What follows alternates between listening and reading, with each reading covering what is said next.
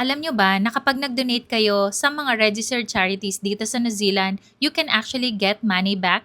Pwede kayong mag-claim ng donation tax credit through Inland Revenue which gives you 33.33% or one-third on eligible donations of $5 or more. So ang ibig sabihin nito, kung nag-donate kayo ng $300, you could receive $100 back. Para ma-qualify, kailangan yung donation nyo must be made to an approved organizations such as charities, schools, or religious groups. Kailangan nyo lang itago yung mga resibo. Ang best part ay napakadali lang nitong mag-claim. Kailangan mo lang isubmit yung mga resibo nyo sa My IR account through IRD at ipaprocess nga ito ng IRD after the end of the tax year. So sa mga kababayan ko dito sa New Zealand na never pang nakapag-claim nito, pwede na kayong mag-file anytime at pwede nyong mag-claim up to 4 years back. Pero if katulad kayo sa akin na regular na nagki-claim nito sa IRD, kailangan muna nating antayin na matapos yung financial year which is on the 31st of March.